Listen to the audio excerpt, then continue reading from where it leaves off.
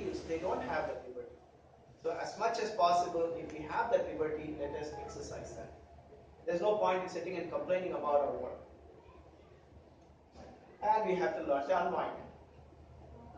In my book, I wrote about a physician who paints, a pediatrician who paints.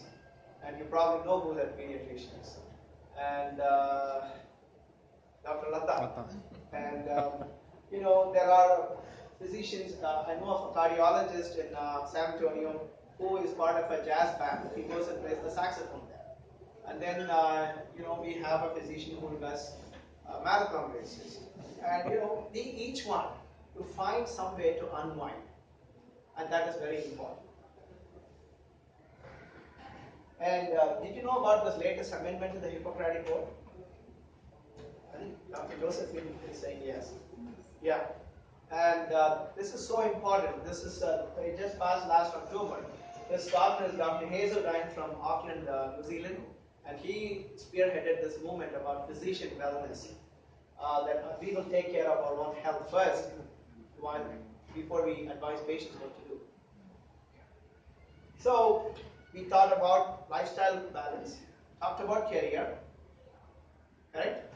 So starting, we talked about the 478 breathing. Then we also spoke about our attitudes. Then we said we need to get life balance, work-life balance. We finished the career part. The next is the health part. The last will be the relationships part. So second is the health. Now, coming to lifestyle, there are 3 components of lifestyle. As I said, we'll go in 3. The 3 are diet, exercise, and sleep. Okay. So let's go about diet. Diet, we talk about all the dietary things, the fat diets, the paleo diet, the Mediterranean style diet, low carb, low cal, high fat, what they call the Mayo Clinic diet, the Atkins diet, then whatever fancy diet comes in. But the simplest diet advice I give patients, you want to learn the simplest advice? It works. And not only say it works extremely well.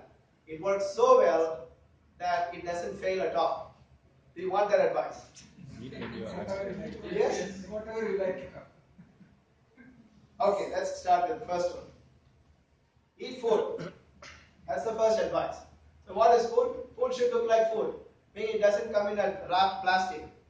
Alright? If it comes in a plastic bag, that's not food. If it comes in a can, that's not food. If a broccoli looks like a broccoli, it's food. If a cauliflower looks like a cauliflower, that's food. Buy it. If it is meat, it should look like meat. If it is an egg, it should. So don't buy. A sausage doesn't come out of a plant. Meaning it doesn't come out directly. It's a processed food. So eat food. Eat that looks like food. Eat what your grandmother would have recognized as food. Or if it comes from a plant, don't eat it. If it is made in a plant, don't eat it. If it comes from a plant, eat it. Okay? As simple as that.